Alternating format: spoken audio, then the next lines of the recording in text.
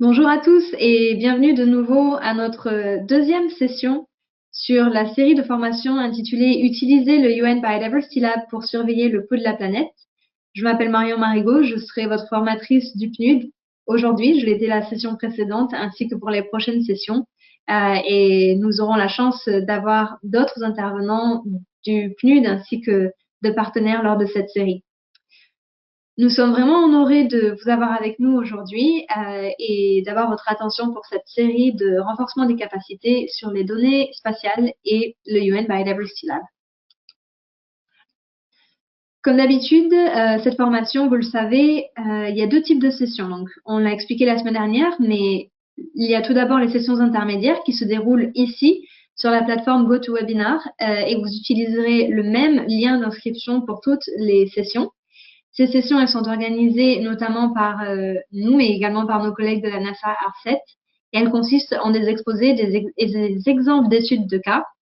Les sessions intermédiaires durent 1 heure et demie environ et auront lieu aujourd'hui le 21 avril, ainsi que le 28 avril. Et je vous rappelle qu'il y a eu une première session déjà le 14 avril.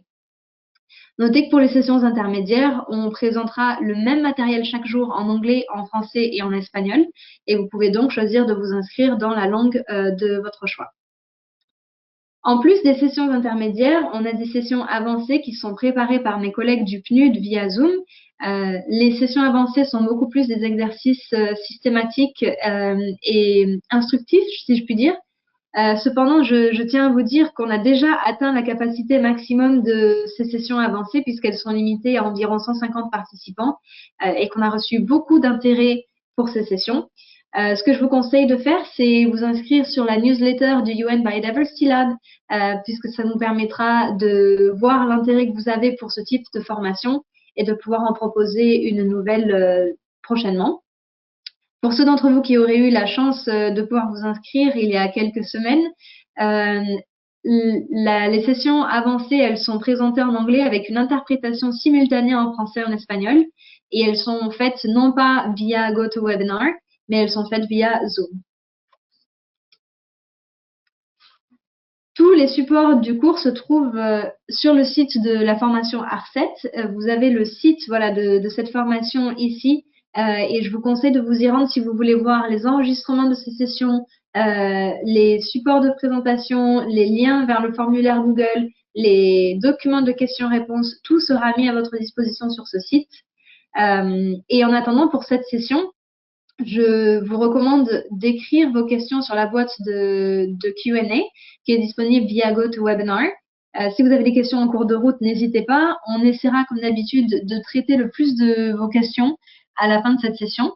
Dans tous les cas, si on n'arrive pas à traiter toutes les questions pendant cette session, on ajoute vos questions à un documentaire dynamique et en ligne de questions-réponses et donc on vous permettra de voir nos réponses et de voir toutes les questions une fois qu'on aura mis ce document en ligne. Et encore une fois, ce document sera mis en ligne sur le site de la formation. Vous avez le lien sur cette slide.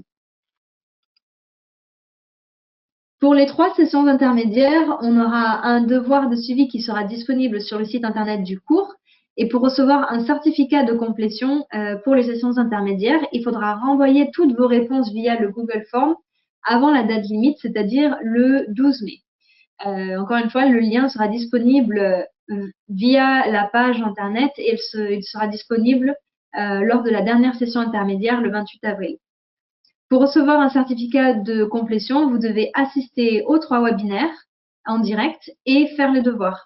Il faut savoir que le traitement des certificats prend un peu de temps, donc vous pouvez vous attendre à recevoir les certificats environ 2 mois après la fin du cours. Pour le groupe qui participera aux sessions avancées, le PNUD va également décerner des certificats de complétion pour chacune de ces sessions. Par contre, pour les recevoir, il faudra faire le travail que le PNUD vous demande et c'est un travail additionnel et obligatoire, mais additionnel au travail des sessions intermédiaires. On vous donnera évidemment plus d'informations sur ce travail à faire, sur ce devoir et le processus pour l'envoyer à l'équipe quand on sera dans la session avancée directement. Voici donc un aperçu général des sessions intermédiaires. La semaine dernière, on s'est concentré sur utiliser le UN Biodiversity Lab pour soutenir l'action nationale pour la biodiversité et le développement durable. Je vous rappelle qu'on a vu les satellites et les capteurs de la NASA qui existaient. On s'est penché sur le contexte politique mondial et les fonctionnalités du UNBL qui sont relativement basiques. Et on a eu des études de cas de deux de nos partenaires. Aujourd'hui, on va se focaliser sur une exploration beaucoup plus en détail de la plateforme publique du UN Biodiversity Lab. Je vous donnerai un bref récapitulatif de la plateforme et on se penchera sur les produits et les outils qui sont disponibles ainsi que les données et les fonctionnalités de la plateforme publique du UN Biodiversity Lab. Pour les sessions avancées, donc chacune de ces sessions a un processus d'enregistrement distinct, mais comme je le disais juste avant, on est déjà en fait au maximum de la capacité de ces sessions. Encore une fois, n'hésitez pas à nous contacter si vous avez un vif intérêt pour ces formations et nous essaierons de mettre en place de nouveau ces formations dans un futur proche. Cette semaine, donc, on va commencer par une présentation, je le disais, du UN Biodiversity Lab, et puis on abordera des données et des différentes collections publiques disponibles sur le UN Biodiversity Lab pour nos utilisateurs. Et ensuite, on passera en revue les fonctionnalités de la plateforme publique.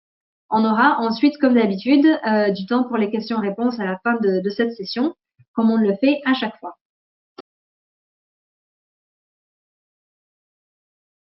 Et avec ceci, je voudrais qu'on commence notre session en faisant un bref récapitulatif de qu'est-ce que le UN Biodiversity Lab. Commençons par le commencement et ce qu'on a donc indiqué la semaine dernière.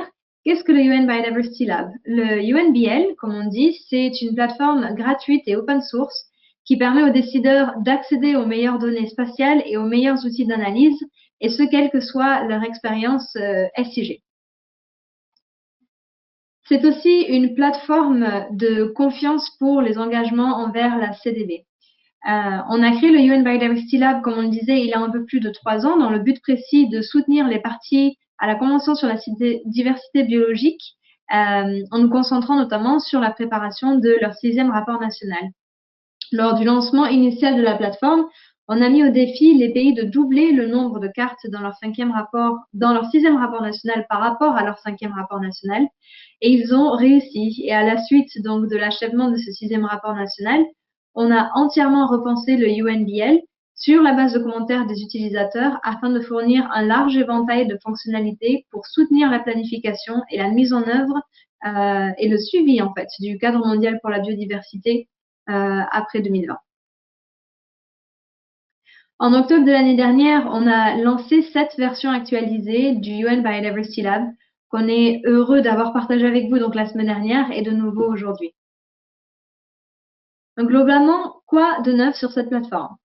L'objectif principal de la refonte, c'était de rendre le UNBL un peu plus accessible et un peu plus intuitif afin que chacun puisse facilement utiliser la plateforme.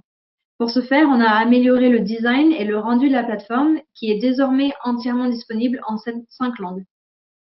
On s'est également rendu compte qu'il est essentiel de pouvoir partager des données entre les plateformes, comme certaines des autres plateformes qui ont été donc présentées la semaine dernière ont montré. C'est important de pouvoir faire un lien entre les plateformes nationales et cette plateforme UNBL. Et c'est pourquoi on a conçu le UNBL de manière à pouvoir partager et recevoir ces données via un API. Dans notre refonte, on a également cherché à améliorer des fonctionnalités qui étaient au centre de notre offre et à fournir de nouvelles fonctionnalités en fonction des demandes des utilisateurs qu'on avait reçues. Et vous pouvez voir sur cette diapositive la liste des nouvelles fonctionnalités que l'on a développées, que j'ai donc abordées la semaine dernière. Le UN Biodiversity Lab, on peut dire, il a 6 caractéristiques clés qui nous différencient vraiment des autres plateformes de données spatiales. Nos utilisateurs peuvent accéder à 400 couches de données globales qui sont validées par l'ONU. Vous pouvez explorer des collections de données. Vous pouvez générer des métriques dynamiques pour votre pays. Vous pouvez bien sûr créer des espaces de travail sécurisés et on en reparlera notamment dans la 3e et dernière session de cette formation. Vous pouvez bien évidemment créer des cartes. Et enfin, cartographier les aires essentielles au maintien de la vie. C'est une fonctionnalité que l'on est en train de développer sur le UNBL et qui sera disponible au courant de cette année. Alors, quelles sont les données qui sont disponibles sur le UN Biodiversity Lab? On va maintenant les regarder un peu plus en détail.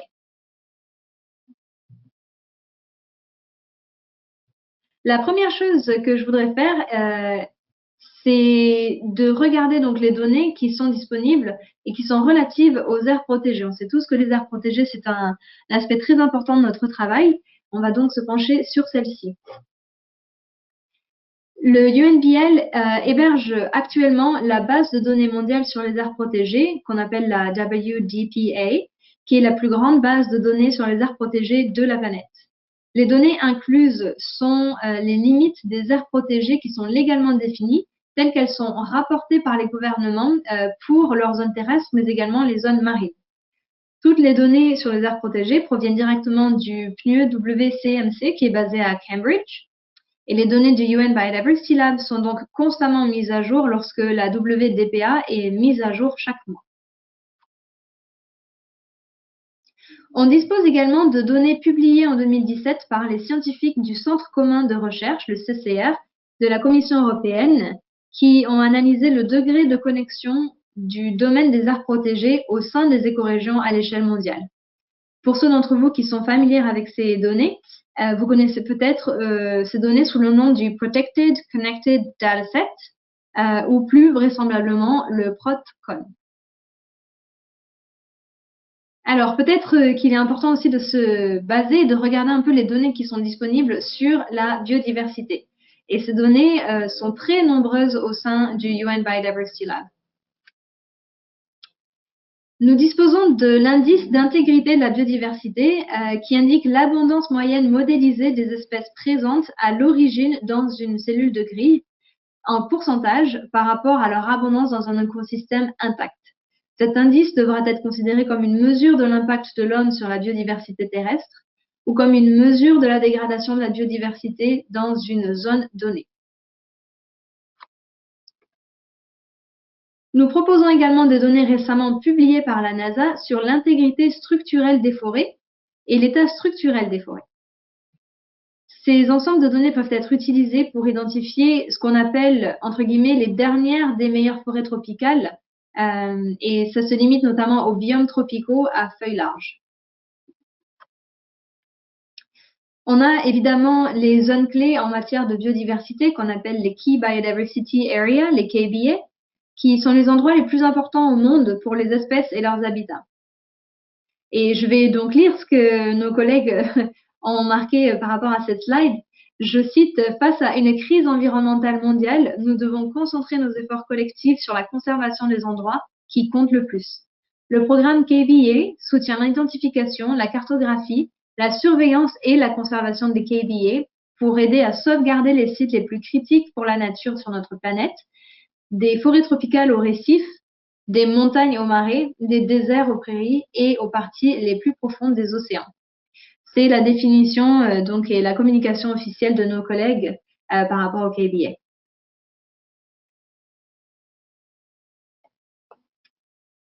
Nous incluons également plusieurs autres produits dérivés de données sur l'aire de répartition de la liste rouge de l'UICN et notamment la richesse des espèces que vous pouvez voir ici. La richesse des espèces menacées est aussi prise en compte, ainsi que des mesures de la rareté de l'aire de répartition, qui, elle, est basée sur une mesure de l'endémisme des espèces.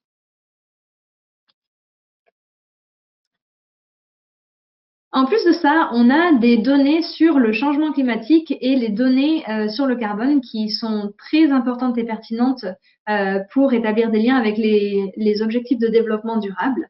On va donc les passer en revue maintenant. On a ce jeu de données de la carbone et de la biomasse aérienne et souterraine. C'est un jeu de données qui fournit donc des cartes mondiales harmonisées et cohérentes dans le temps de la densité de carbone et de la biomasse aérienne et souterraine pour l'année de 2010 à une résolution spatiale de 300 mètres. Le carbone organique du sol au niveau mondial, c'est la carte du carbone organique du sol mondial. C'est une carte donc de GSOC qui permet d'estimer le stock de carbone entre 0 et 30 cm dans le sol. Elle représente une contribution qui est essentielle donc à l'indicateur 15.3.1 des ODD, qui définit notamment, qui se focalise sur la superficie des terres dégradées. On a aussi des données sur les écosystèmes et la couverture terrestre. On peut commencer par exemple sur les données de couverture terrestre ESRI qui ont une résolution de 10 mètres. Cette couche de données, probablement que vous en avez entendu parler, c'est la ESRI 10 Meter Land Cover. C'est une couche qui affiche une carte mondiale de l'utilisation des terres et la couverture des terres. Et la carte, elle est dérivée de l'imagerie Sentinel-2, donc de l'agence européenne, l'agence spatiale européenne, et a une résolution de 10 mètres qui est très très précis et qui est très utile pour faire des plans ou un suivi d'un plan d'action nationale.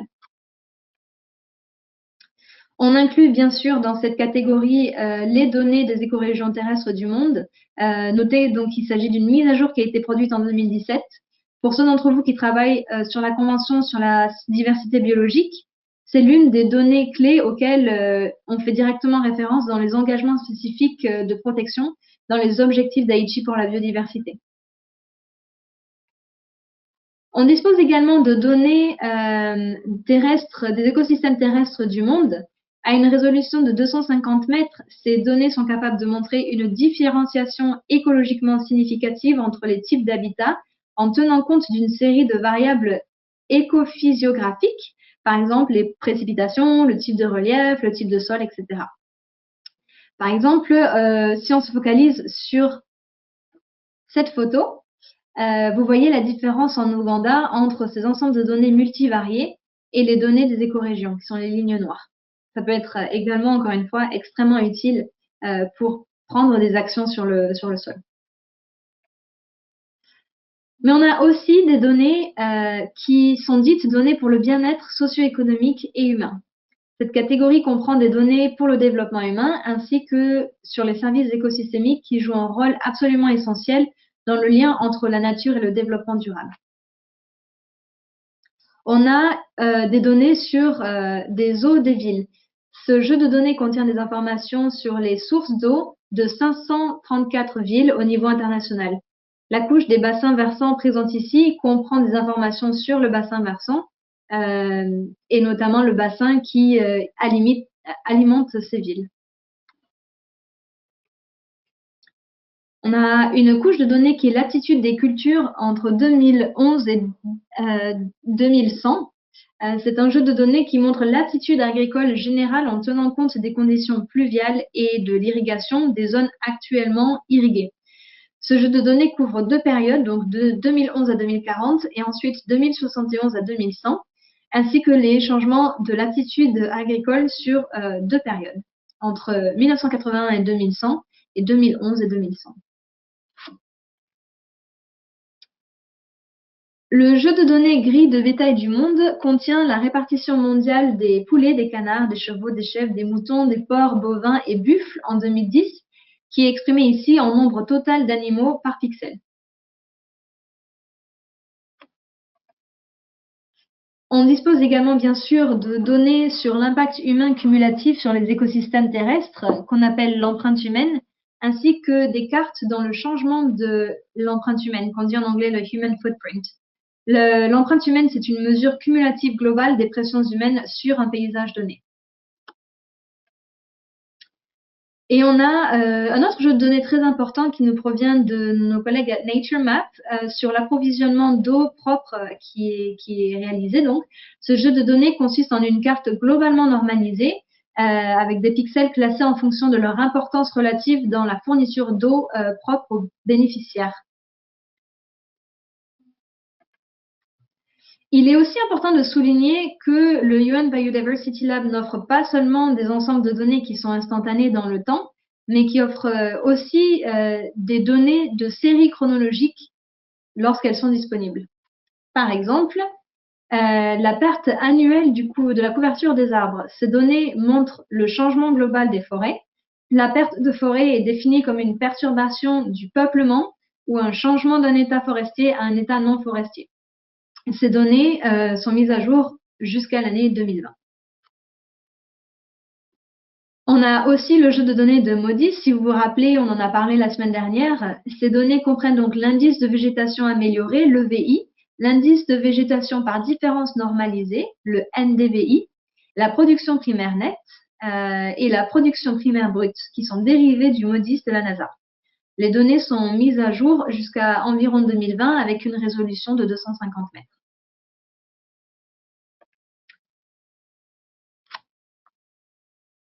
Pour voir la liste complète de nos données sur le UNBL, vous pouvez consulter le lien qui est affiché à l'écran, ou encore une fois, vous pouvez utiliser ce QR code avec l'appareil photo de votre téléphone et vous serez automatiquement amené à la liste de données qui sont disponibles sur notre plateforme.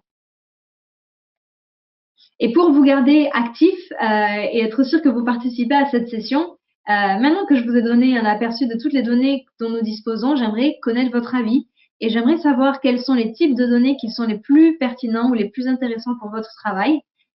Donc, n'hésitez pas à ajouter vos réponses au chat, on les lira.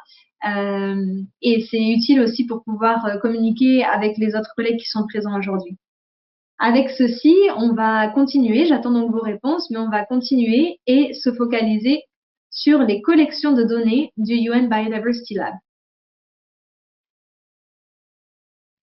Alors, commençons notre introduction aux collections des données qui sont disponibles sur le UN Biodiversity Lab. Cette diapositive vous montre les principales fonctionnalités du UN Biodiversity Lab et vous êtes probablement familière à ce stade. Nous avons couvert notre première fonctionnalité clé et je vais désormais vous présenter la deuxième qui est les collections de données. Nous avons développé les collections de données du UN Biodiversity Lab autour de plusieurs domaines thématiques clés que vous pouvez voir sur cette diapositive. Ces collections aident les utilisateurs à identifier les ensembles de données qui peuvent générer un aperçu et informer l'action en réponse aux questions politiques clés pour la conservation et la planification du développement. Actuellement, 2 collections de données sont disponibles, la collection sur les données des aires protégées et la collection de données sur les solutions basées sur la nature pour le changement climatique. 2 autres collections de données viendront un peu plus tard dans l'année, à savoir la collection de données du cadre mondial pour la biodiversité post-2020 et la collection de données sur la restauration. Au fur et à mesure que de nouveaux besoins émergeront à l'avenir, nous nous réjouissons bien sûr d'étendre ces collections, de faire évoluer ces collections en fonction du besoin de nos utilisateurs. Les collections du UN Biodiversity Lab sont accessibles à partir du site principal du UNBL. Sur la page d'accueil, vous pouvez faire défiler l'écran jusqu'en bas, jusqu'à la section Découvrir. Et là, vous pouvez cliquer sur les 2 collections du UNBL qui sont actuellement disponibles sur les solutions naturelles pour le changement climatique et les collectes de données pour les aires protégées. Alors, commençons par un aperçu de la collecte de données sur les aires protégées.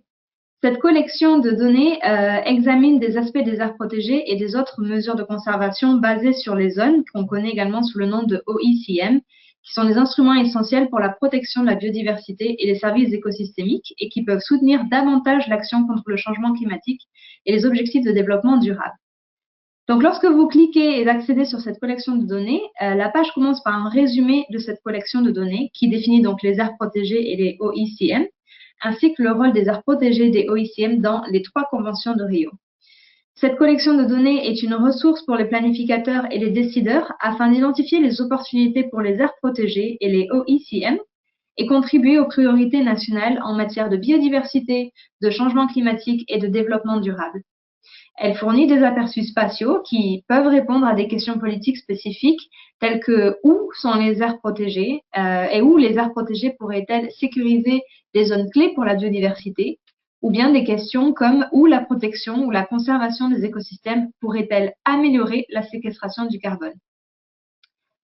La section suivante présente 3 étapes simples pour explorer la collection.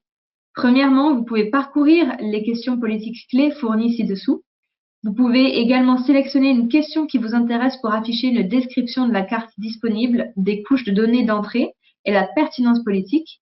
Et troisièmement, vous pouvez cliquer sur « Voir les données » pour afficher une carte qui fournit des données pour répondre à cette question.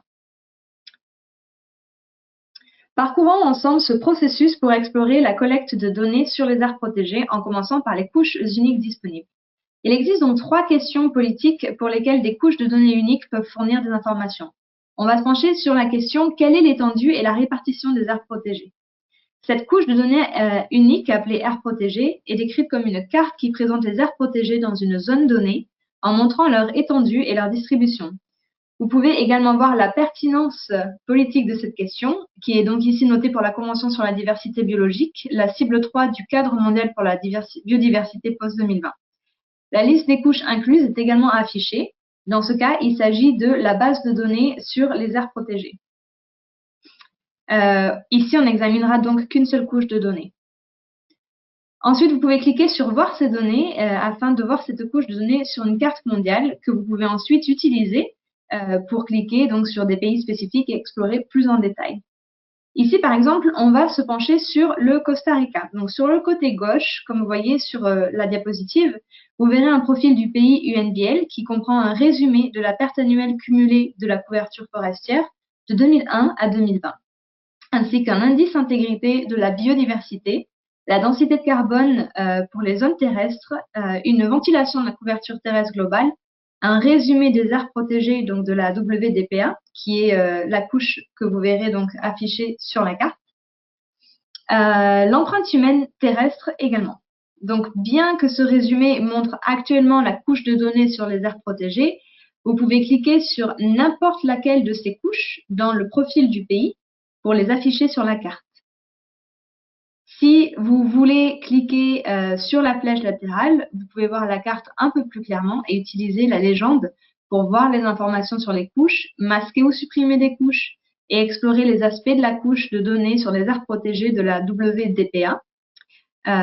Et vous verrez donc toutes les catégories qui montrent actuellement les différents types d'aires protégées par un code couleur avec juste les contours de la WDPA. Et vous pouvez donc voir sur cette carte actuellement.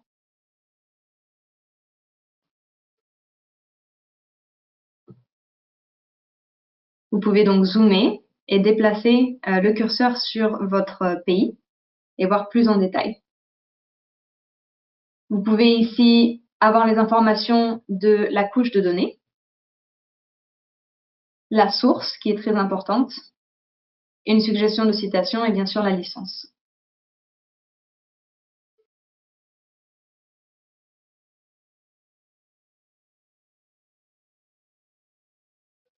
Comme vous pouvez le voir à l'écran maintenant, on a donc la couche de Human Footprint et vous pouvez choisir juste la frontière des WDPA pour le pays que nous regardons actuellement.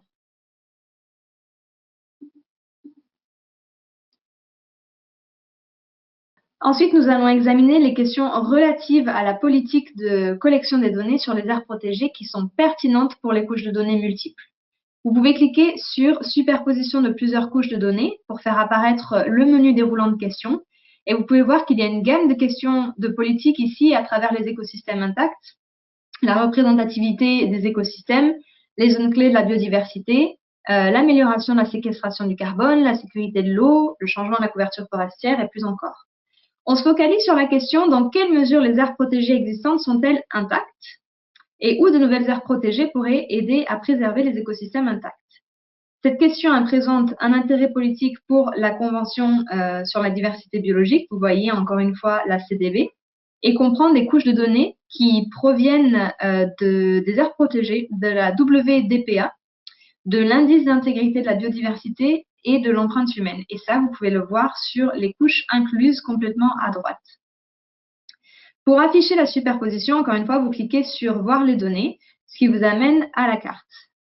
Pour cet exemple-là, on va s'intéresser à la République démocratique du Congo. Donc pareil, vous pouvez voir encore une fois le profil du pays sur le côté gauche. On va essayer de minimiser les menus pour explorer plus en détail de multiples couches de données sur la carte. Ici, donc en plus de la carte de la WDPA sur les aires protégées, on peut également explorer la couche de l'indice d'intégrité de la biodiversité et la couche de l'empreinte humaine. Si on clique sur les contours simples de la WDPA, vous pouvez donc utiliser la légende pour obtenir des informations sur les couches, masquer ou supprimer des couches et ajuster l'opacité des couches pour vous concentrer sur des aspects tels que l'indice sur l'intégrité de la biodiversité, l'empreinte humaine, ou identifier des zones telles que celles situées en dehors des aires protégées, mais qui ont un indice d'intégrité élevé. Et vous pouvez également mesurer les pressions humaines directes sur les zones avec l'empreinte humaine. Comme vous le voyez ici, on se focalise sur la République démocratique du Congo et vous pouvez faire apparaître les différents éléments.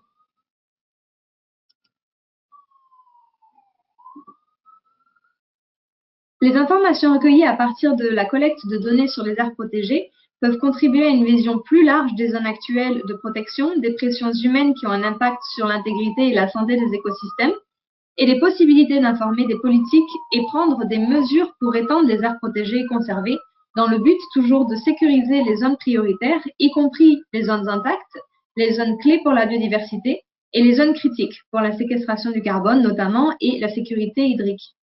En identifiant les couches de données pertinentes pour examiner les questions pertinentes politiques, nous espérons que cette collection de données pourra également générer de nouvelles connaissances qui pourront éclairer les actions de protection et de conservation des aires protégées et des aires essentielles.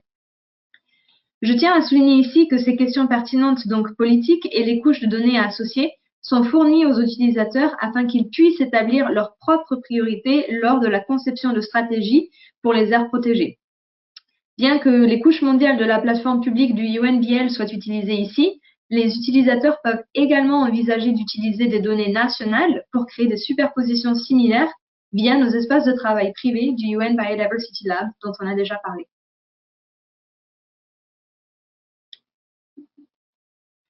Ensuite, on va examiner la collection de données sur les solutions naturelles pour le changement climatique ou les solutions basées sur la nature. Cette collection de données explore donc les actions potentielles pour protéger, gérer durablement et restaurer les écosystèmes avec des avantages pour la biodiversité, le changement climatique et le développement durable. Lorsque vous accédez à la collection de données sur les solutions basées sur la nature pour le changement climatique, la page commence par un résumé de cette collection de données qui reconnaît que les actions visant à protéger, restaurer et gérer durablement la nature peuvent fournir un tiers de la solution pour atténuer le changement climatique, avec des avantages supplémentaires pour la biodiversité et le développement durable.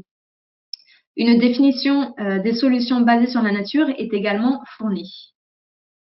Cette collection de données est une ressource pour les planificateurs et les décideurs afin d'identifier les possibilités de solutions basées sur la nature pour contribuer aux priorités nationales en matière de changement climatique, de biodiversité et de développement durable et soutenir la réalisation des 3 conventions de Rio. Elle fournit des informations spatiales qui peuvent répondre à des questions politiques spécifiques telles que où la gestion durable des forêts pourrait-elle conserver les stocks de carbone, ou bien où la restauration des zones humides pourrait-elle conserver des stocks de carbone élevés. La section suivante présente 3 étapes simples pour explorer la collection, et ces étapes sont les mêmes que celles qu'on a examinées pour la collection des aires protégées. Donc, parcourons ensemble ce processus pour explorer la collection de données sur les solutions basées sur la nature en commençant par les couches uniques. Ici aussi, il y a donc 3 questions pour lesquelles les couches de données uniques peuvent fournir des informations. On se penchera sur la première question. Quelle est la densité et la distribution du carbone de la biomasse aérienne? La couche de données unique qu'on appelle biomasse carbone est décrite comme une couche qui présente la densité du carbone de la biomasse aérienne et souterraine, montrant l'étendue et la distribution. Vous pouvez également voir la pertinence politique, encore une fois, de cette question, qui est notée cette fois-ci pour la Convention cadre des Nations Unies sur les changements climatiques. Et on a aussi une énumération des couches incluses qui, dans ce cas, comprennent, vous pouvez le voir complètement à droite, la densité de carbone terrestre du PNUE WCMC, le carbone de la biomasse aérienne qui est présenté et partagé par la NASA, le carbone de la biomasse souterraine de la NASA et la densité de carbone de la biomasse vivante qui vient de NatureMap. Comme d'habitude, vous pouvez cliquer sur « Voir les données » pour voir cette couche de données sur une carte mondiale que vous pouvez ensuite utiliser pour cliquer sur des pays spécifiques et explorer plus en détail et en profondeur à des niveaux locaux. Ici, on va s'intéresser cette fois-ci à la Colombie. Encore une fois, donc sur le côté gauche, vous verrez le profil du pays UNBL pour la Colombie. On va réduire cette fenêtre afin d'examiner les couches plus précisément. Et ici, Vous pouvez utiliser la légende pour obtenir des informations sur les couches, masquer ou supprimer des couches, ajuster l'opacité des couches, afin de vous concentrer sur des aspects tels que la densité de carbone ou la biomasse aérienne ou souterraine, la densité de carbone de la biomasse vivante présentée par NatureMap. Vous pouvez donc voir à l'écran les différentes couches de données. Et comme d'habitude, vous avez des composants, vous pouvez cacher la couche ou la rendre plus opaque, etc. afin de pouvoir personnaliser au maximum votre analyse.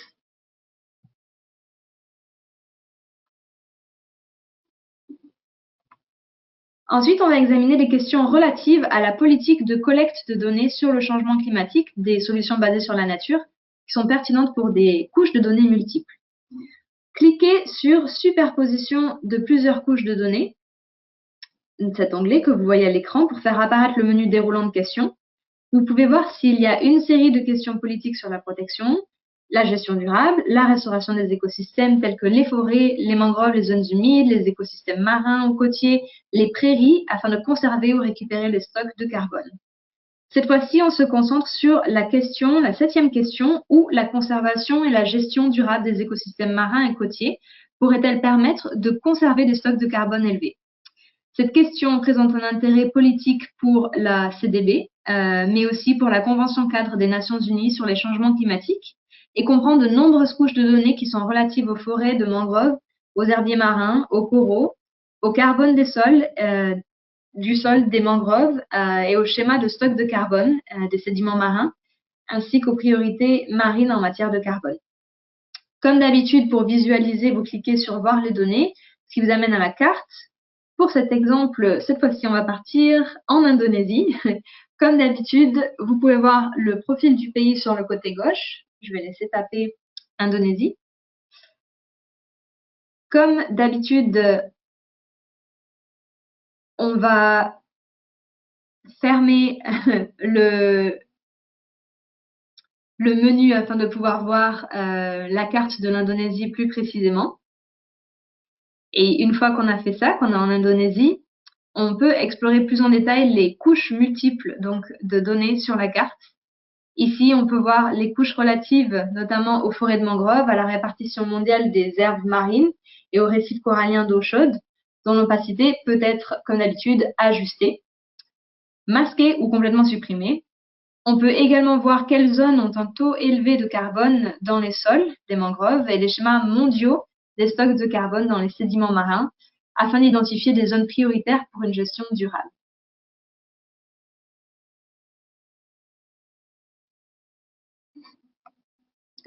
Les informations recueillies dans le cadre de la collection de données sur les solutions basées sur la nature peuvent aider à identifier des zones prioritaires potentielles pour la protection, pour la restauration et la conservation des écosystèmes à fort stock de carbone, afin d'atteindre les objectifs en matière du changement climatique, tout en offrant des avantages supplémentaires en termes de biodiversité et de développement durable. En identifiant les couches de données pertinentes pour examiner les questions pertinentes pour des politiques, nous espérons que cette collecte de données et cette collection de données pourra générer de nouvelles connaissances et qui pourront, encore une fois, éclairer des actions qui visent à protéger, à restaurer et à gérer durablement les écosystèmes critiques. Comme pour la collection des aires protégées, je tiens à souligner ici que ces questions pertinentes et politiques donc, et les couches de données qui sont associées, tout ça c'est fourni aux utilisateurs afin qu'ils puissent établir leurs propres priorités dans la recherche de solutions basées sur la nature pour répondre aux défis du changement climatique. Donc maintenant que je vous ai donné un aperçu de ces données dont nous disposons, j'aimerais que vous me fassiez part de vos commentaires et j'aimerais vous demander quel type de collection de données aimeriez-vous voir sur le UNBL à l'avenir. Vous pouvez donc ajouter votre réponse dans le chat et j'attends donc votre réponse. Encore une fois, toute notre équipe est vraiment aime recevoir en tout cas le retour de ces utilisateurs pour pouvoir constamment améliorer nos offres et les collections que nous offrons sur notre site.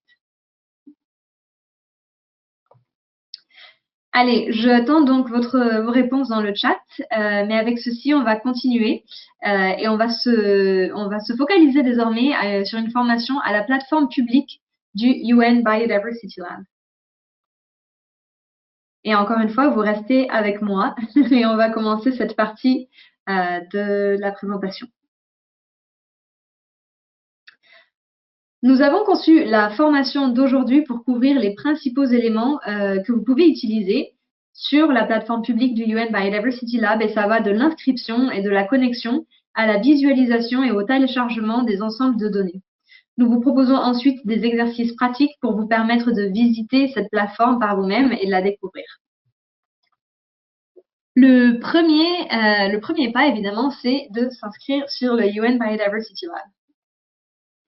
Donc, sur cette diapositive, vous pouvez voir la page d'accueil du UN Biodiversity Lab qui est donc disponible à l'adresse que vous voyez, à savoir www.unbiodiversitylab.org. Nous proposons actuellement 5 langues différentes pour le UN Biodiversity Lab: anglais, français, espagnol, portugais et russe. Vous pouvez sélectionner la langue que vous préférez dans le menu déroulant de l'onglet, comme vous le voyez sur l'écran. Une fois que tout est prêt, vous cliquez sur l'onglet Données pour accéder à la plateforme publique. Et dans le coin supérieur que vous voyez ici, lorsque vous cliquez sur l'icône de votre compte, vous trouverez également un menu des différentes langues au cas où vous souhaiteriez changer de langue en fonction de votre travail sur la plateforme. Maintenant, donc restez sur l'icône du compte et vous verrez une option de connexion. Donc actuellement, je ne suis pas connectée. Ce à quoi je peux accéder ici, c'est les données de la plateforme publique.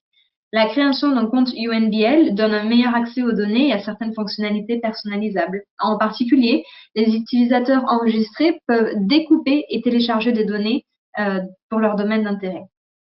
Pour vous inscrire, il suffit de remplir quelques informations de base, puis vous recevrez un email pour vérifier votre compte. Donc ici, vous pouvez vous écrire votre adresse email, vous pouvez rentrer un mot de passe, vous devrez également rentrer votre premier nom et votre nom de famille, où est-ce que vous vivez, et l'institution, et bien sûr cocher la case pour l'utilisation des termes d'utilisation et signer. Après cela, donc, vous recevrez un email pour pouvoir vérifier votre compte, et après cela, vous pourrez donc vous connecter et gérer votre profil. Comme vous pouvez le constater, maintenant que j'ai ouvert mon compte, le panneau de gauche est différent, c'est-à-dire que maintenant, je peux accéder à des espaces de travail que j'ai rejoints et je peux créer mes propres collections de lieux et d'endroits ici. Donc, vous voyez sur l'écran, on lance le UN Biodiversity Lab en étant connecté. Vous pouvez voir en haut à droite que je suis connectée. Et que maintenant, on peut voir différents projets privés dans lesquels je suis. Comme vous pouvez le voir ici, UNBL ELSA et UNBL. Une fois que vous êtes inscrit ou inscrite, vous pouvez rechercher et visualiser des données en quelques étapes très simples. Tout d'abord, les données peuvent être consultées soit au niveau mondial, soit pour un pays spécifique. Donc pour cet exemple, on va rester au niveau mondial. Tout d'abord, vous cliquez sur l'icône couche, donc dans le panneau de gauche, pour voir la liste complète des couches disponibles. Si vous connaissez le nom de couche que vous recherchez, il suffit de taper le titre ou les mots-clés dans le champ de recherche. Vous pouvez également étendre des filtres pour sélectionner le sujet qui vous intéresse. Par exemple, si vous souhaitez explorer toutes les couches liées à la biodiversité, il vous suffit d'activer le filtre biodiversité pour afficher toutes les options.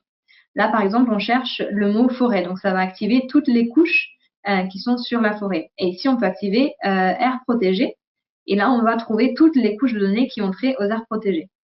Pour changer une couche sur la carte, utilisez la barre de basculement à droite du nom de la couche, puis la couche, elle, s'affiche et cliquez à nouveau donc sur la barre de bascule si vous souhaitez la supprimer. Parfois, nous voulons activer plusieurs couches sur la carte en même temps pour comparer ou effectuer des analyses de superposition. Ici, on vous propose donc des petits outils qui vous permettent de régler l'ordre et l'opacité des superpositions. Donc là, vous pouvez voir la couche qu'on a activée, et si vous regardez sur les petites icônes juste au-dessus, ça vous donne plus d'informations sur la couche ainsi que son opacité.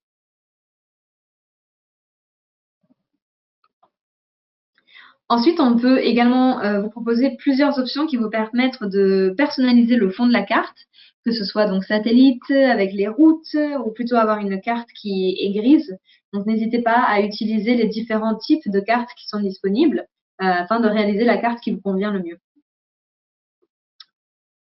Une autre des fonctionnalités très importantes du UN Biodiversity Lab, c'est calculer des métriques dynamiques pour votre pays. En outre, on offre des mesures en un coup d'œil qui sont basées sur les meilleurs ensembles de données spatiales mondiales qui sont disponibles et certifiés par l'ONU. Comme le montre donc cette diapositive, on a actuellement sélectionné 8 indicateurs représentatifs sur la forêt, la biodiversité, la couverture terrestre, le carbone, l'empreinte humaine, etc., qui peuvent vous aider à rendre compte de l'état et des changements dans la nature de votre pays. Alors, tout d'abord, il faut, pour visualiser ces statistiques, donc, il faut sélectionner la zone qui vous intéresse. Cliquez donc sur l'icône Endroits ou Places en anglais dans le menu à gauche. Vous faites comme pour la recherche de couches, donc comme ça, vous pouvez taper directement le nom de votre pays. Ici, je vois qu'on est au Bangladesh. Ou bien vous pouvez utiliser le filtre des pays, les juridictions ou les zones transfrontalières qui vous intéressent. Vous pouvez voir ici, on est sur Haïti et donc on peut regarder aussi toute la liste des pays et choisir son pays directement.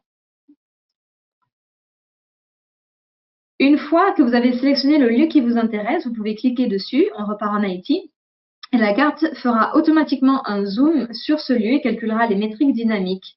Vous pouvez donc faire défiler la carte pour examiner des données résumées, et puis vous cliquez sur Afficher sur la carte pour activer une couche spatiale. Vous pourrez ainsi avoir une meilleure idée de l'endroit où les changements se produisent dans le pays ou dans la zone choisie, et la répartition des aires protégées dans le pays, ou bien les villes et où l'empreinte humaine est plus forte, etc., en fonction de ce que vous voulez regarder. Pour en savoir plus sur chaque ensemble de données, cliquez sur l'icône Informations. Vous trouverez une description plus détaillée des données, y compris les liens vers la source de données, le format de la citation, etc. Pour télécharger les données métriques dans le panneau de gauche, cliquez sur l'icône en forme de flèche à côté de celle-ci. Nous vous proposons donc des formats CSV et JSON pour des statistiques résumées. Elles peuvent évidemment constituer une source de données très utile pour référencer l'état de la nature de votre pays. Je pense notamment à des rapports nationaux ou votre stratégie et plan d'action sur la biodiversité. En plus de cela, il est possible de partager des vues, de créer des cartes et de télécharger des données à travers le UN Biodiversity Lab. Alors, on va commencer par partager des vues. Une fois que vous avez créé donc votre belle carte informative, si vous voulez la partager avec des collègues ou en tout cas la lier à un rapport, tout en gardant exactement les mêmes emplacements, les ordres de couche et l'opacité que vous avez définis, eh bien c'est possible. Tout ce que vous avez à faire, c'est copier l'URL qui est affichée dans votre navigateur. Vous pouvez voir ici, donc l'URL a déjà été enregistrée et on a toutes les couches chargées, les paramètres d'opacité, la coordination centrale. Avec ce lien, comme vous l'avez tel quel, tout le monde pourra voir la même carte que ce que vous voyez. Donc, vous n'avez qu'à partager cette URL. Personnellement, je pense que c'est très intelligent comme outil puisque ça facilite incroyablement le partage de données. Donc, nous, en tout cas, dans notre équipe, on utilise beaucoup cette fonction également. Il se peut que vous souhaitiez également produire une carte à partir du UN Biodiversity Lab et l'utiliser comme figure dans un rapport ou dans d'autres produits de communication. Dans la vue donc de la carte, on vous aide déjà à définir les éléments de base de la carte, et notamment la légende, une barre d'échelle et une flèche qui indique le nord. On vous suggère de faire une capture d'écran avec tous ces éléments inclus pour réaliser la carte dont vous avez besoin. Avec l'outil de capture d'écran, donc, et vous pouvez enregistrer l'image directement. Pour en savoir plus sur les normes de cartographie, essayez aussi de les rendre aussi claires et concises que précises. Je vous mets donc les normes de cartographie dans cette diapositive. À savoir aussi que le texte est important, comme sur la carte, notamment le nom des couches doit être très visible. Et il est nécessaire, c'est très important, d'utiliser les citations correctes afin qu'on puisse reconnaître les contributions de tous nos excellents fournisseurs de données qui rendent le travail possible et plus généralement qui rendent le UN Biodiversity Lab possible. Donc, afin d'en savoir un peu plus sur la citation et de citer correctement la carte, tout d'abord, n'oubliez pas de citer toutes les sources de données qui figurent sur votre carte, y compris les couches que vous avez activées, ainsi que la carte des frontières de l'ONU en arrière-plan. Les citations complètes de données peuvent toutes être trouvées de toute façon dans la page d'information sur les données, je vous l'ai montré plus tôt. Et puis, veuillez également mentionner que la carte est générée par le UN Biodiversity Lab, en utilisant la référence que vous voyez, la dernière ligne générée sur le UN Biodiversity Lab. C'est très important. Ici à l'écran, vous pouvez voir quelques exemples de cartes pour votre référence. Si la carte est destinée à être autonome, vous pouvez vous référer à l'exemple de gauche, par exemple. Si la carte elle est insérée comme figure dans un rapport ou un article, vous pouvez utiliser par exemple l'exemple de droite. Toutes ces indications de formatage se trouvent de toute façon sur notre page d'accompagnement et sur le manuel d'utilisation que l'on partagera avec vous ultérieurement. Mais participer à cette formation, c'est déjà un très bon début. La dernière partie de la formation, c'est également une fonction essentielle, à savoir télécharger des couches spatiales. Dans la plupart des cas, vous pouvez avoir besoin de données brutes pour effectuer une analyse plus approfondie. Et pour ce faire, il y a deux options. La première, ça consiste à découper et télécharger directement sur le UN Biodiversity Lab. Si vous avez besoin de données que pour une zone ou un pays spécifique, le moyen le plus pratique, c'est de trouver votre zone d'intérêt dans Endroits, puis de cliquer sur les 3 points et de télécharger le raster à l'échelle de votre lieu.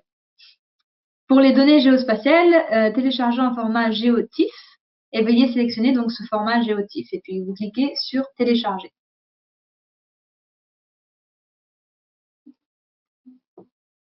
La deuxième option, pour ceux qui ont besoin de l'ensemble de données au niveau mondial, on a fourni donc le lien vers le fournisseur de données original dans la page d'information sur les données, où vous pouvez télécharger l'ensemble des données directement, comme vous pouvez le voir ici avec le University of Maryland. Et vous cliquez directement sur le lien. Donc, ci-dessus, vous voyez notre formation d'aujourd'hui sur les fonctionnalités publiques du UN Biodiversity Lab. J'espère que ça vous a fourni des connaissances essentielles dont vous avez besoin pour commencer. Au cas où vous en auriez besoin et que vous voudriez plus de conseils, je peux partager avec vous notre document d'orientation détaillé qui contient la version écrite de toutes les informations que j'ai partagées aujourd'hui. Et la semaine prochaine, on aura donc une session avancée où on vous guidera à travers quelques exercices pratiques. Je serai moi présente en direct pour répondre à vos questions et je serai également accompagnée de mes collègues pour répondre à vos questions. Si vous n'avez pas encore eu l'occasion de vous inscrire, à ce stade, la formation est complète. On essaye de limiter le nombre de personnes afin de fournir une formation de qualité. Mais n'hésitez pas à m'écrire ou à nous faire savoir que vous êtes très intéressés parce que si on a beaucoup de monde qui est intéressé, on pourra proposer plus de formations, en tout cas à l'avenir. Et vous voyez ici sur cette diapositive donc, que les espaces de travail sécurisés du UNBL, qui sont une autre des fonctionnalités très importantes du UNBL, donc on abordera ceci prochainement, en tout cas dans la prochaine session, donc restez avec nous. Mais rapidement, pour vous expliquer, vous pouvez voir ici un aperçu en tout cas de ce que sont les espaces de travail sécurisés. Je vous laisse lire ça rapidement, on ne va pas rentrer dans le détail. On n'a pas le temps aujourd'hui, mais encore une fois, n'hésitez pas à revenir la semaine prochaine afin que je vous explique un peu plus quels sont les espaces, que sont les espaces de travail sécurisés et comment y accéder. Encore une fois, et pour rappel, comme j'ai fait la semaine dernière, vous avez ici les coordonnées, mes coordonnées, ainsi que mes collègues d'ARCET et du CNUD. Vous pouvez trouver plus d'informations sur toute la formation, y compris les liens pour télécharger le matériel sur le site web de la formation qui est indiqué ici. Et n'hésitez pas à consulter les nombreuses autres formations que mes collègues à ARCET proposent. On vous encourage notamment aussi à nous suivre sur Twitter pour rester informé des formations et des événements à venir. Je vous remercie donc. Vous pouvez voir ici les logos de nos partenaires qui nous permettent de créer cette session.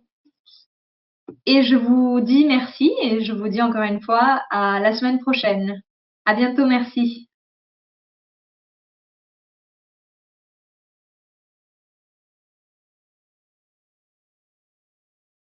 Allez, on va désormais commencer la session de questions-réponses, pardon.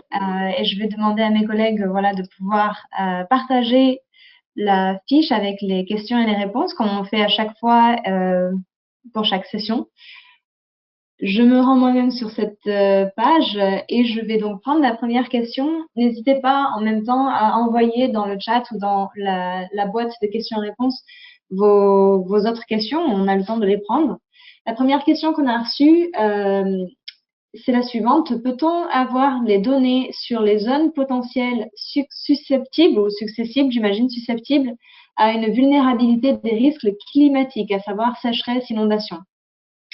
Donc, nous sommes en train, comme vous pouvez le voir, j'ai plusieurs personnes qui travaillent avec moi sur ce document, notamment mes collègues du PNUD et du PNUD WCMC qui répondent à vos questions en même temps en anglais et on les traduit ensuite en français.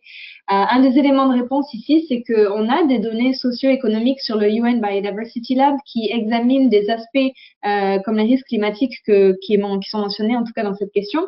On a des jeux de données notamment sur les prévisions de l'adéquation des cultures qui peut être intéressant. Ceci dit, s'il y a des jeux de données qui vous semblent pertinents et qui vous semblent manquer, on cherche toujours nous à améliorer nos jeux de données qu'on offre sur cette plateforme. Donc, si vous rencontrez si vous avez des jeux de données que vous voulez nous envoyer, vous cliquerez donc sur ce lien que je sélectionne là en ce moment sur la page.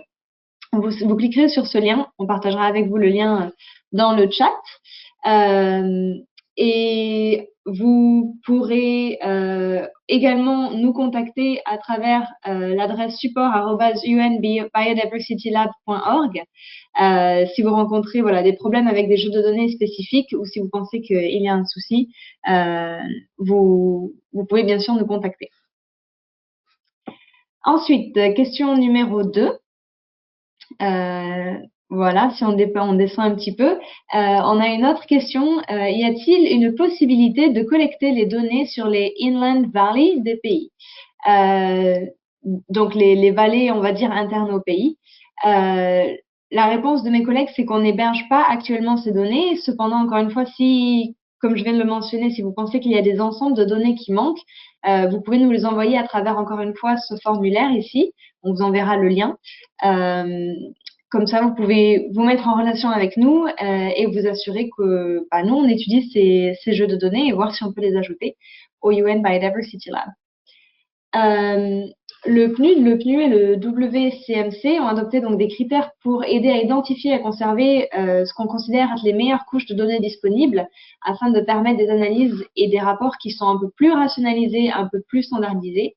Les critères de sélection mettent en fait les données que vous nous envoyez dans l'un des 3 niveaux et prennent en compte des aspects tels que la pertinence politique ou le support à l'aide de la prise de décision, l'accessibilité, la transparence ou la couverture géographique. Ce système donc à plusieurs niveaux a pour seul but d'aider au développement et à la mise en œuvre d'ensemble de données mondiales qui sont adaptées à des objectifs précis et notamment l'objectif de soutenir le programme de développement durable à l'horizon 2030 et les objectifs qui émergeront prochainement du cadre mondial pour la biodiversité post-2020 et tous donc les objectifs mondiaux qui existent, que ce soit également les objectifs de développement durable par exemple. Afin que vous compreniez un peu mieux les critères que nous, on étudie quand vous nous envoyez des jeux de données, vous pourrez cliquer sur ce lien ici. Donc, c'est tous les critères qu'il faudra remplir, entre guillemets, pour que nos équipes puissent considérer vos jeux de données.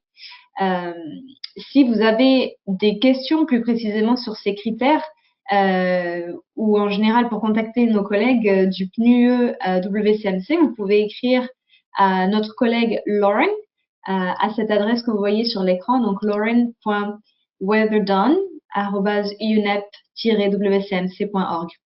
Encore une fois, ne vous inquiétez pas, ne tapez pas frénétiquement sur votre ordinateur, on vous enverra cette page et vous pourrez faire un copier-coller directement de l'adresse de Lauren et cliquer également sur tous les liens qu'on vous envoie.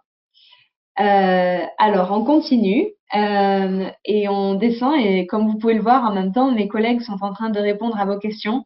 On a une équipe bilingue, donc on essaie de répondre en français et en anglais.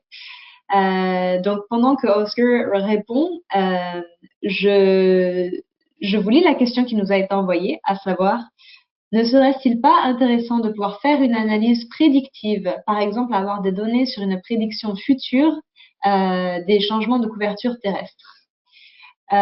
Donc, je vais répondre à la question donc, à la question qui est répondue par mon collègue Oscar. Oscar, qui est, oui, absolument, ce serait très intéressant. Et on a certains jeux de données qui incluent en fait ces scénarios de prédiction. Ceci dit, ces prédictions, on ne les a pas forcément pour toutes les données. Donc, c'est pour un cas très limité et des données très limitées sur notre UN Biodiversity Lab. Et encore une fois, on vous appelle ici à votre participation, c'est-à-dire que si vous avez des jeux de données qui pourraient nous être suggérés afin qu'on puisse avoir plus de jeux de données, notamment sur la prédiction en fait et sur des scénarios futurs, n'hésitez pas à nous le dire et à nous contacter via donc l'adresse qu'on va vous envoyer, le formulaire que vous pouvez remplir. On a une quatrième question qui peut être répondue par Oscar. Oscar, if you want to respond to it live, and then I can translate in French. Encore une fois, on est une équipe bilingue. La question est donc la suivante, c'est peut-on utiliser les données téléchargées dans un article à publier? Alors, basically, Oscar, the question is, can we mention the data in an article to be published? En fait, je peux répondre, I'm going to answer directly, je peux répondre directement. Oui, on peut utiliser les données qui sont disponibles sur le UN Biodiversity Lab dans un article. Ce qu'on vous demande, c'est de toujours citer la source de ces articles. Donc, quand vous irez sur le UN Biodiversity Lab notamment, vous verrez que pour chaque jeu de données qui est disponible, il y a une citation, qui résume notamment qui a produit en fait le jeu de données, de quand il date, qu'est-ce que c'est et où est-ce que vous pouvez y accéder, notamment via le UN Biodiversity Lab. C'est absolument indispensable de citer cette source dans l'article que vous pouvez publier. Donc voilà, il n'y a pas de souci pour les utiliser, mais veuillez à bien respecter le travail des chercheurs qui a été fait et des fournisseurs de données pour mentionner ça dans mon article. Je pense qu'à ce moment, on n'a pas forcément plus de questions. Je vous laisse un peu de temps. Je vois qu'on a quand même une bonne cinquantaine de participants connectés. Donc, n'hésitez pas à écrire vos questions dans la boîte de questions dans le chat. Notre équipe qui s'occupe de prendre les questions se fera un plaisir de les copier et les coller sur ce document. So just for the technical team to understand as well, I'm just encouraging our participants to drop questions in the chat. Alors, je vais laisser quelques minutes pour nos collègues pour envoyer leurs questions. Et en même temps, je vais regarder aux questions qui ont été posées un peu plus tôt. Comme vous le savez peut-être, on a cette session qui est faite en français, mais elle est également disponible en anglais. On l'a faite il y a quelques heures. Elle sera disponible un peu plus tard en espagnol. Et je regarde en fait les questions qui ont été posées, notamment en anglais, et voir si elles pourraient être pertinentes pour les questions en français. Une des questions notamment qui a été posée, c'est est-ce que les données peuvent être calculées sous forme de résumé au niveau des pays, c'est-à-dire avec un niveau de focus, on va dire, national, et notamment les indices, comme je les ai présentés aujourd'hui, les indices de perte de couverture de la forêt, par exemple, ou de l'empreinte humaine. Donc, ce qui est important de savoir, c'est qu'on propose 8 de ces indices, 8 indices représentatifs pour lesquels on a donc des métriques dynamiques. Ce qu'on aimerait faire à l'avenir, c'est qu'on aimerait étendre ces métriques pour qu'elles soient disponibles pour des utilisations spécifiques, notamment produire des rapports sur les indicateurs globaux dans le cadre donc du nouveau framework, du nouveau cadre international mondial qui sera après 2020. Un autre de nos intérêts, c'est également de développer des métriques dynamiques qui ont trait aux objectifs de développement durable. Donc, on espère offrir constamment de nouvelles métriques et des données qui sont aussi personnalisables que possible. C'est l'une des choses sur lesquelles on travaille. Ça prend un peu de temps, mais on y travaille dessus. Je vois sur notre écran qu'il y a une question numéro 5. sur les jeux de données sur la coupe forestier dans le UN Biodiversity Lab. Donc, c'est-à-dire, j'imagine, sur les coupes, à savoir la perte de forêt. Donc, Oscar va répondre en même temps que je suis en train de parler, mais je peux déjà vous dire, oui, qu'on a beaucoup des jeux de données sur la couverture forestière et notamment sur la perte des forêts qui sont accessibles via la plateforme publique du UN Biodiversity Lab. Oscar, comme vous pouvez le voir sur l'écran, est en train notamment de mentionner le jeu de données Forest Change, qui est en fait une série dans le temps qui peut être utilisée comme une méthode pour regarder vraiment la perte en fait de forêt sur des aires spécifiques.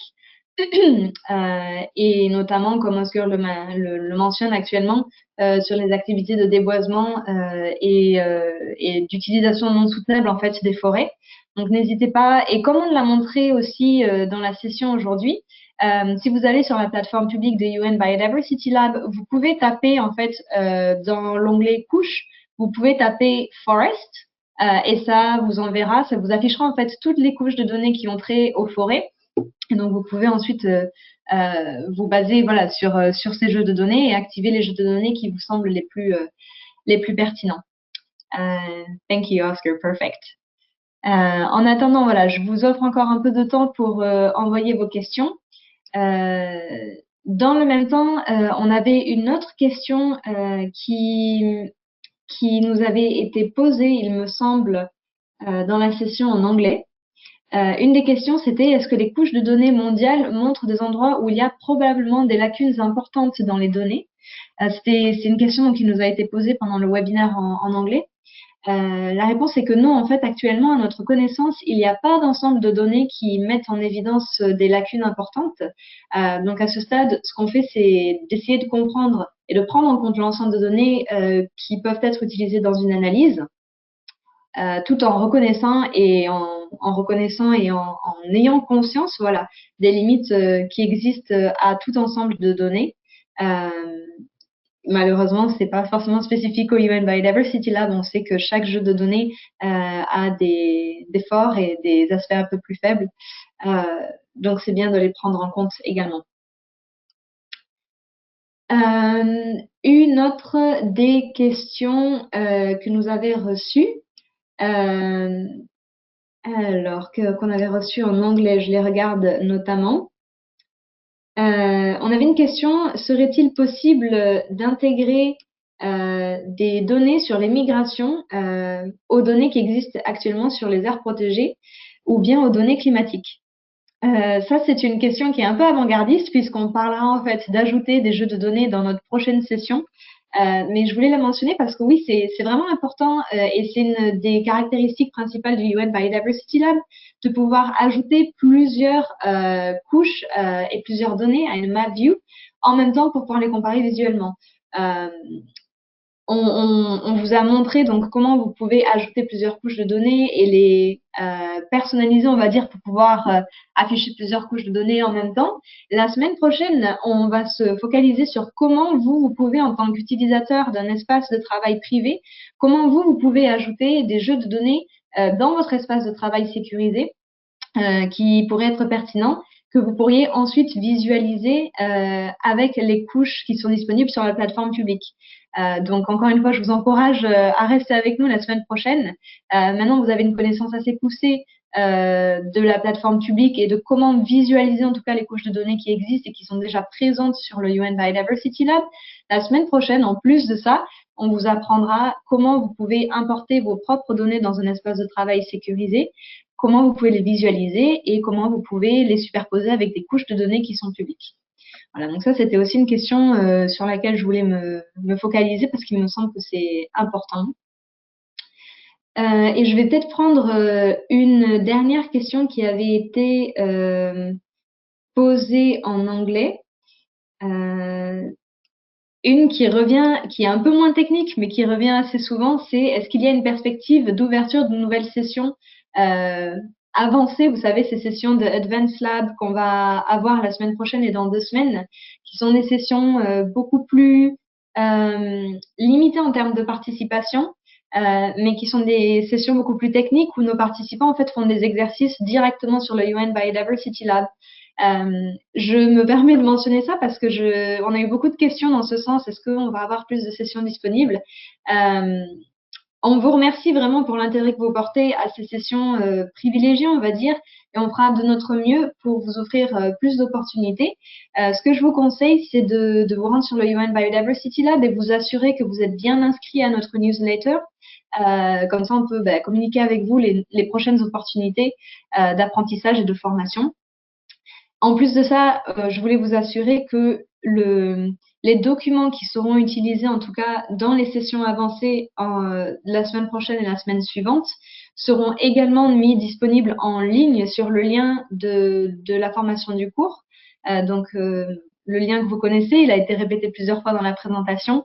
C'est là où vous pourrez trouver donc tous les enregistrements des sessions, tous les supports matériels et également tous les devoirs après la session de la semaine prochaine. Donc, n'hésitez pas à vous rendre sur ça et à regarder les exercices qui seront faits lors des sessions avancées parce qu'on peut les mettre donc à disposition de tous nos participants. Je vois sur l'écran qu'on a une question peut-être numéro 6 qui a été posée. Et je lis donc la question, c'est la suivante. Existe-t-il une documentation sur la plateforme qui décrit comment les différents indices ont été calculés pour les différentes thématiques publiées? Pour celui-là, je vais peut-être me tourner vers Oscar. If you have some elements of response, la seule chose que je peux te dire, c'est que moi, en tant que je ne suis pas une experte GIS, mais donc je ne les connais pas par cœur, je suis assez certaine qu'il y a une documentation sur les différents indices qui ont été calculés, qui sont disponibles sur la plateforme publique. Oscar, I'm turning over to you. I'm switching back to English, and I don't know if there is anything that you would want to mention about this documentation. Yeah, sure. I'm actually caught a little off guard by it because I thought there was, and I was just looking for the documentation on how the metrics were calculated. But I'm struggling to find it. If I can find it, I will send the link to it. So apologies, but I think there is. Perfect. Donc oui, Oscar, thanks Oscar. Oscar vient de préciser en fait ce que je disais, c'est qu'effectivement ça existe et il était en train de chercher le lien pour pouvoir le partager avec vous. Il a besoin d'un peu plus de temps, mais on pourra partager cette information avec vous ensuite, il n'y a pas de souci. Thanks Oscar. Je ne crois pas qu'il y ait plus de questions à ce moment. Je laisse encore un petit peu de temps à vous, nos participants, pour nous envoyer vos questions. Mais il me semble que qu'on a pu répondre à toutes vos questions, ce qui est assez rare dans nos sessions. Encore une fois, si vous avez des questions qui ont trait donc à cette session ou à la précédente présentation que j'avais donnée la semaine passée, n'hésitez pas toujours à me contacter. Mon mail, vous l'avez vu plusieurs fois, c'est marion.marigot@undp.org. N'hésitez pas surtout à m'envoyer des questions, même si c'est après, même si c'est dans quelques jours, vous repensez à un élément de cette session. N'hésitez pas à me contacter et je vous mettrai en contact soit avec le reste de mes équipes, soit je vous répondrai directement si j'ai la réponse. En attendant, et là je me tourne vers mon équipe technique, Brooke, it looks like we are good with questions. Donc je vais pouvoir conclure cette session de questions-réponses et donc conclure la session d'aujourd'hui. Vous voyez à l'écran que Brooke est en train de surligner mon nom, encore une fois, mon adresse email est disponible et il vient de le mettre aussi dans le chat. N'hésitez pas à m'écrire et à m'envoyer plus de questions. En attendant, je vous souhaite donc une bonne fin de journée ou de soirée ou de matinée selon où vous êtes dans le monde. Prenez soin de vous et j'espère vous revoir de nouveau connectés la semaine prochaine pour notre 3e et dernière session générale qui portera plus sur les espaces de travail privés du UN Biodiversity Lab. Merci beaucoup à tous. À la semaine prochaine. And Brooke, we can conclude the webinar.